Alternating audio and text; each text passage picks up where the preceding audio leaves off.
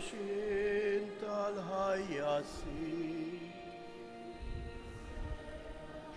fik il-ħina jinfawwara ta' kull ġid. Fl-isem tal-Missieru tal-Ibn tal-Ispiritu Santu, il-grazzja ta' Sidna Ġesu Kristu tkun magħkom il-koll. Sejr nofru dan is-sagrifiċċju tal-Quddisa għall-Erwieħ u llum is-Sibt sejr nagħmlu l-Quddisa bħal ta' Marija Sultana tal-Paċi. Jew nitolbu għal paċi l-ewwel qabel kollox fil-qalb ta' kull wieħed u waħda minna, għal paċi fil-familji tagħna, għal paċi fid-dinja. Ħuti ejjew narfu ħtijietna biex nitħejjew tajjeb għal misteri qaddisa.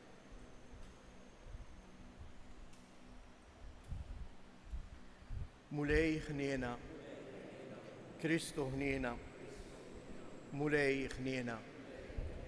Iħenna lina Alla li jista' kollox jaħfrilna dnubietna u jwassalna għal ħajja ta' dejjem nitolbu. U Alla permezz tal-Ibn il-waħdini tiegħek ridt li tagħti jisliem u l-paċi lill-bnedmin.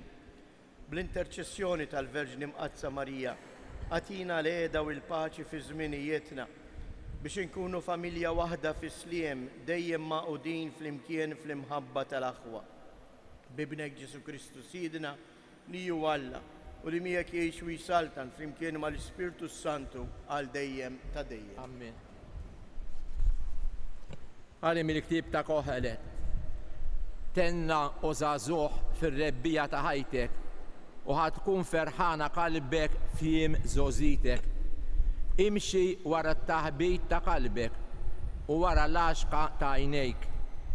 Iżda kun naf li ta' dan kollu jitolbok kont Alla fil-ħaq tiegħu.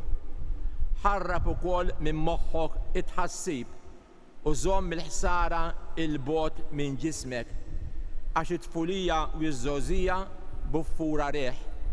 Ftakar f'minħalkek f'jiem żożitek qabel ma jaslu jiem in-niket u joqorbu snin li tgħid għalihom xejn ma jogħġbuni qabel ma jiddallmu x-xemx u d-dawl u l-qamar u l-kwiekeb u s-sħab jerġa' jidher wara x-xita.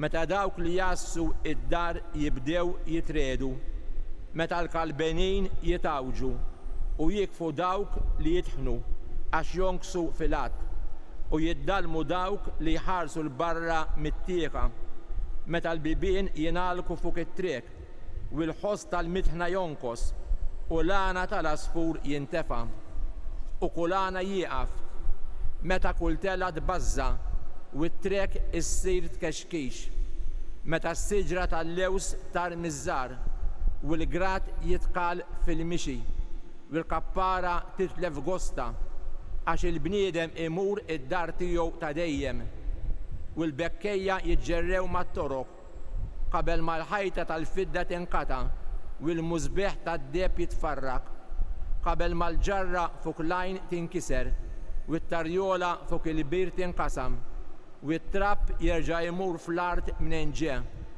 u n-nifs tal-ħajja jitlak lejn Alla minn fejn ġie.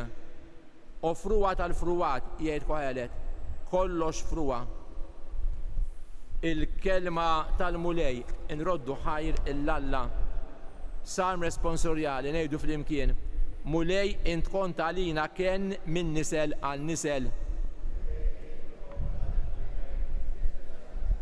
Intraġġa l-bnedmin it-trapp u tgħidilhom erġgħu lura intom bnedmin 1000 sena huma għalik bħal jum tal-bieraħ li għadda jew bħal sara tal-lejl flimkien. Il-mulej int kont għalina kien minn nisel għal nisel. Int taħsadhom u jsiru bħal ħolma huma bħal ħaxix li jinbet fil-ħodu jwarrat u ħaddar, fil-għaxija jidbil u jinxef fl-imkien. Mulej int kont għalina kien minn nisel għan nisel. Għalhekk kallimna noddu jiem ħajjitna sabiex aħna nimxu bil-għaqal. Dur lejna mulej, kemm se ddum, ħen għal-kaddejja tiegħek. Mulej int kont għalina kien minn nisel għan nisel. imlina kmieni bit-tieba tiegħek biex nifirħu u nitennew ħajjitna kollha. Ħatkun fuqna il-grazzja ta' Alla Siedna, wetkinna inti x-xogħol ta' idejna, wetta kiva xogħol idejna. Mulej int kont għalina kien minn nisel għan nisel. Alleluja, alleluja, alleluja. Is-Salvatur tagħna Kristu Ġesu keret il-mewt u dawwal il-ħajja permezz tal-Evanġelju. Alleluja.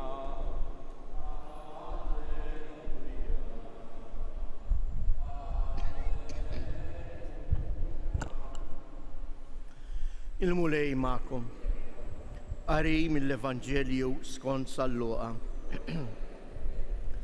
F'dak iż-żmien, waqt li kulħadd kien imnixxef bil-għaġeb quddiem il-kobor li ma bħalu ta' Alla, Ġesu qal lid-dixxipli tiegħu: iftħu widnejkom sewwa għal dawn il-kelmiet. Bin il-bniedem għandu jkun moti f'idejn il-bnedmin. Iżda huma ma fehmux dan il-kliem u baqa' mistura għalihom hekk li ma qabdu xejn minnu u beżgħu jistaqsuh dwar dak li kien qal. Il-kelma tal-mulej.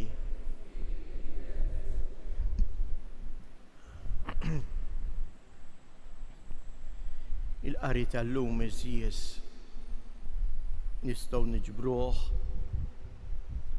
f'dik il-frażi li bija għalaq il-qari meħud mill-ktieb ta' Kohelet. Kohelet huwa isem ivventat għal dan il-klieb. Huwa ġabra nistgħu ngħidu hekk tal-erf ta' missirijietna. Jekk intom taqbdu xi ħadd mill-anzjani tagħna u toqgħod bil-kalma kollha titħaddet miegħu, tibda tisemgħu jitkellem dwar ħajtu, dwar dak li għaddew minnu. U tibqa' maġġeb u tgħid: imma mnejn ġabu dan il-erf? U jibdew jirrakkontaw dik li hija l-ħajja. Mżejna b'mumenti sbieħ, mumenti korroħ, mumenti ta' dbatija, mumenti ta' ferħ, mumenti ta' qtieħ il-qalb, mumenti fejn inti tippjana u taħdem. Jibdew jirrakkontawlek kif anke meta ma kellhom xejn u ma kienu dejjem anke ferħanin. Għaliex? Għax qalbhom ma kienitx marbuta ma dak li jgħaddi, imma ma dak li jibqa'. U x'inhu dak li jibqa'? L-imħabba ta' Alla. Għax huma dejjem poġġew fl-ewwel post lil Alla nnifsu.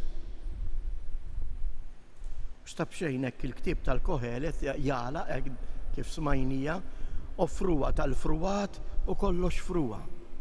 Din nafuha kulħadd jgħidilek, imma kif qed ngħixu? Ngħidu li kollox fruwa, kollox jispiċċa u niġġieldu bejnietna fuq dak li jispiċċa. Nemmen u naf li kollox huwa fruwa u qalbi malbuta ma dak li minn hawn ftit ieħor fil-li għandi jidi mimlija u fil-ħan it-tebaħ li jidi vojta. Jekk trid ma tkunx vojt fil-ħajja,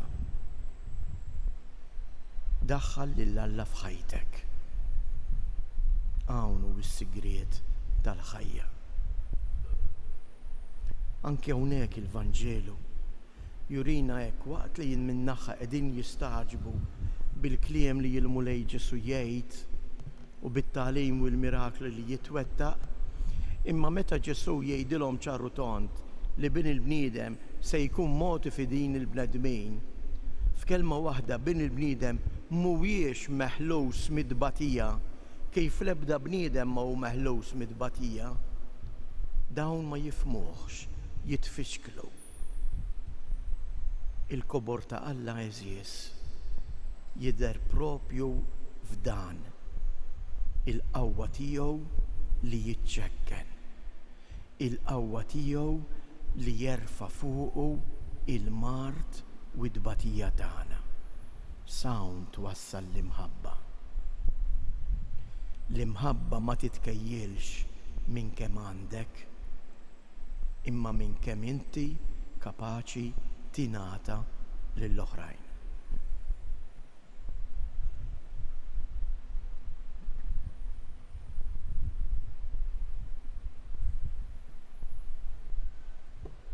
Jehud jeżjes inresqu it-talbit tagħna f'riġlejn il-Missier bl-interċessjoni ta' Omna Marija.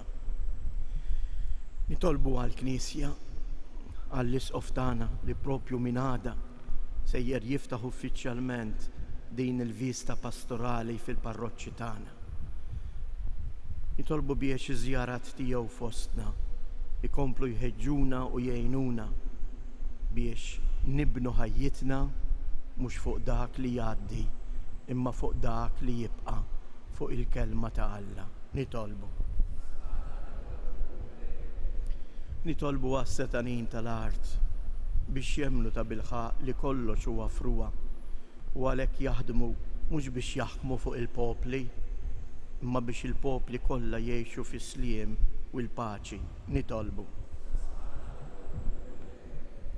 Nitolbu għalina l-koll li aħna hawnhekk ilqajna l-kelma ta' Alla biex din il-kelma tinżel fil-fond ta' qalbna u tagħtina l-qawwa biex ngħixu.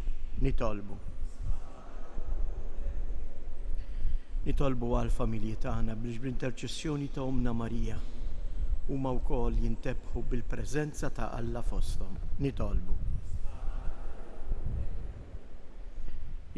għall-morda biex il-mulej jipprovdilhom anke persuni li jewruhom l-imħabba, iduru bihom u jgħinuhom. Nitolbu. Fiskiet nresqu it-tal personali tagħna.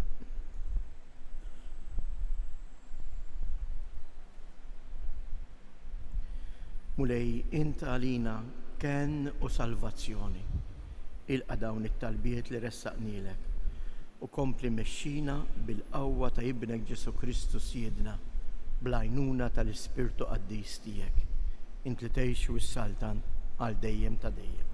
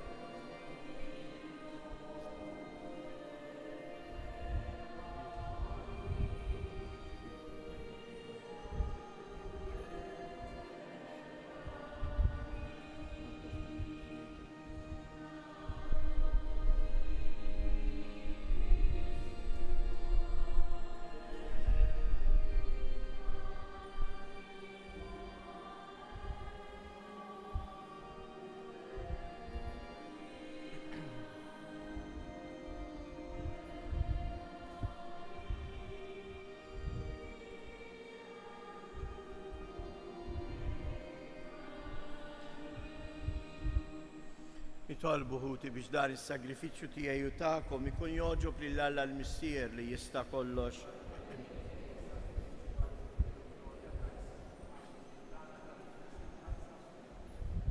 Aħna u nagħtu ġieħ lill-Verġni Mqazza Marija s-Sultana tal-Paċi, nofrulek mulej is-sagrifiċċju ta' tpattija għal ħtijietna u nitolbuk biex fil-ħnina tiegħek tagħti d-don tal-għaqda u s-sliem lill-familja kollha tiegħek. Bi Kristu Siedna, il-mulej magħkom. Nerfgħu qlubna l fuq. Niżżuħaj lill-mulej Alla tagħna. Sewwa u xieraq tas-sew Missier Qaddis, tajjeb u taġid tas-salvazzjoni tagħna li nroddulek ħajr u nollu bit-tifħir xieraq il-kobor tiegħek f'din iċ-ċelebrazzjoni tal-Verġni Mqazza Marija. Din hija l-qaddejja umli tiegħek li laqet it-tħabbira minn fom l-Arkanġlu Gabriel u nislet fil-ġuf safi tagħha il-Prinċep ta' Sliem Kristu Ġesu Ibnek. Din hija l-om li frabta sħiħa mar-rieda t'Alla waqfet qalbina ħdejn is-salib meta minn fuq u ibnek bid-dem tiegħu ġab isliem lil-ħolqien kollu u s-salvazzjoni tagħna. Din hija d-dixxieplu ta' Kristu li talmet ħobb isliem, imsieħba qalb waħda mal-apostli fit-tal, ħerqana talbet għall-miġja tal-Ispirtu tal-għaqda u isliem. U għalhekk, flimkien mal-anġlu l-qaddisin kollha, intennu l-innu ta' tifħir u ngħidu bla qiegħda għaddejs.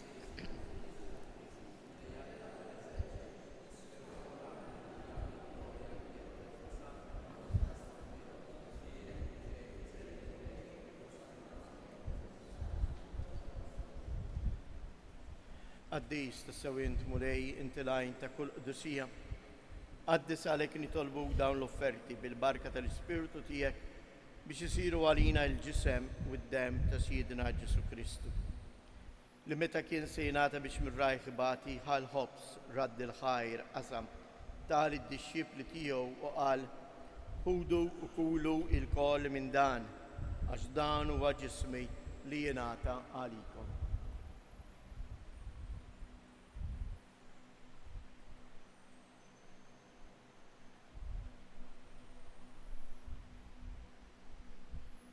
Ekku kollu wara li klaħal kalċi reġarad il-ħajr tal id-dixxipli tiegħu u qal ħudu u jxorbu minnu il-koll għax dan huwa l-kalċi ta' demmi tal-patt il-ġdid li jibqa' l dejjem.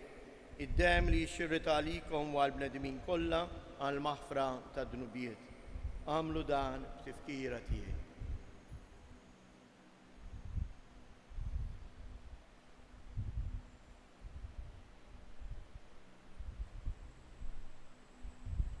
Danu il-misteru tal-fidi inħabbru l-mewt tiegħek mulej, inxandru bil-ferħ il-qawmin tiegħek, nistennew sa ma tiġi fil-glorja.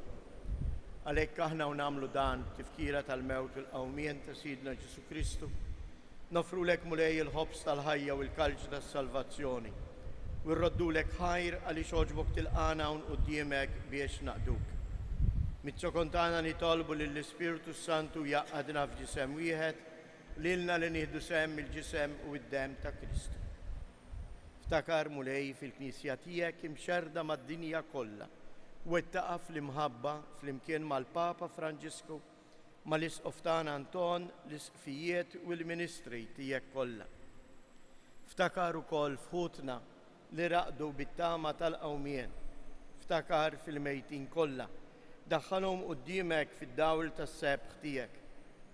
Ħenna lina il-koll nitolbuk, għatililna u koll il-wirt tal-ħajja ta' dejjem, flimkien mal-Verġni mqazzom Malla Marija, ma' San Giusepp, l-Apostli u l-Qaddisin kollha li jiexu fil-ħbiberija tiegħek sa mill-bidu tad-dinja. Għamel li magħhom infaħruk u insebħuk Ġesu Kristu ibnek. Bi Kristu, ma' Kristu u fi Kristu. Jingħata lilek għala missier li tista' kollox, flimkien mal-Ispirtu Santu kull ġieħ u glorja għal dejjem ta' dejjem. Jew nitolbu kif għallimna u riedna nagħmlu li bentalla għas-salvazzjoni tagħna. Missierna li inti fis-smawiet jitqaddes ismek, tiġi salt nagħtek, ikun li tritient kif is-sema hekk fl-art. Ħobżna ta' kuljum għatina llum, aħfrilna dnubietna, bħalma naħfru l-minu ħati għalina, u l-addaħalniex fit-tiġrib, izdaħlisna mid-deni. Eħlisna nitolbuk mulej minn kull deni, għatina fit-tiba u l-ħnina tiegħek il-paċi fi żmienna biex inkunu ħilsa dejjem mid-dnub u imħarsa minn kull inkwiet. Aħna u nistennew u nittamaw il-lena u l-miġja tas-Salvatur tagħna Ġesu Kristu. Mulej Ġesu Kristu li jgħid lill-Apostli nħallilkom isliem, natikom isliem tiegħi, la tħariex lejn dnubietna, iżda ħares lejn il-fidi tal-Knisja tiegħek, għatija isliem u l-għaqda li jien trid fija, int li tgħix u s-saltan għal dejjem ta' dejjem. Il-paċi tal-mulej tkun dejjem magħkom. Għatu l-paċi lil xulxin.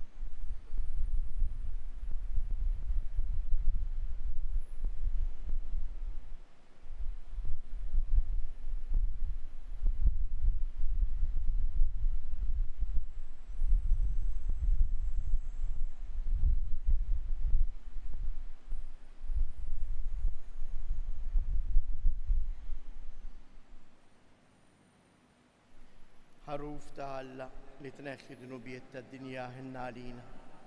ħaruf ta' Alla li tneħħi dnubiet tad-dinja ħinna għalina.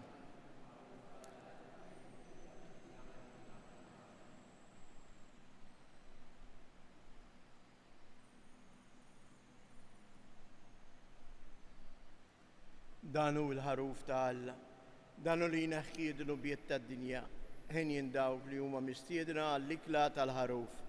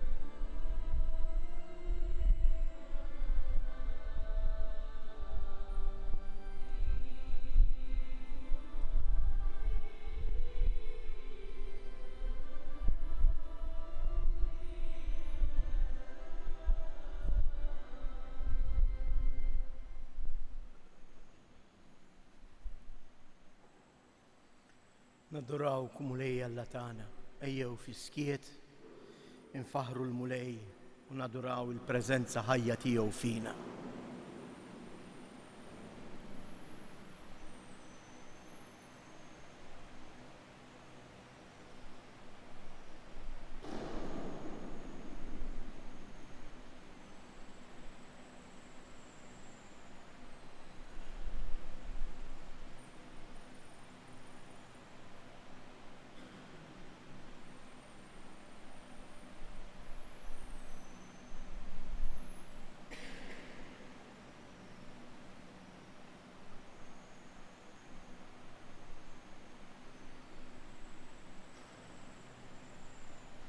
Nitolbu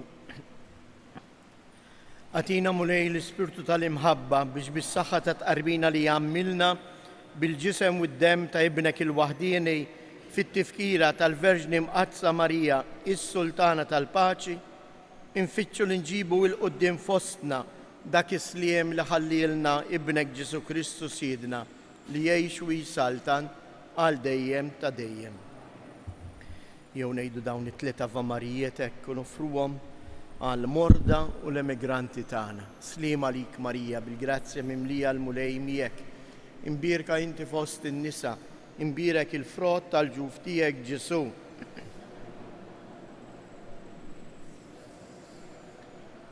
Slim għalik Marija, bil-grazzja mimlija l-mulej miegħek.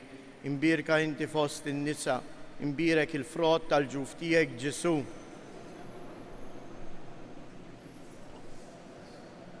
Slim għalik Marija, bil-grazzja mimlija l-mulej miegħek.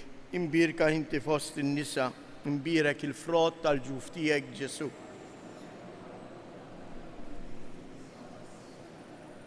Madonna ta' Pinu, Sultana tal-Familja, ħarstek fuqna dejjem żomm. Il-mulej magħkom. Iberikkom Alla li jista' kollox il-Missier, l-Iben u l-Ispirtu Santu. Morru u għejxu fil-paċi ta' Kristu.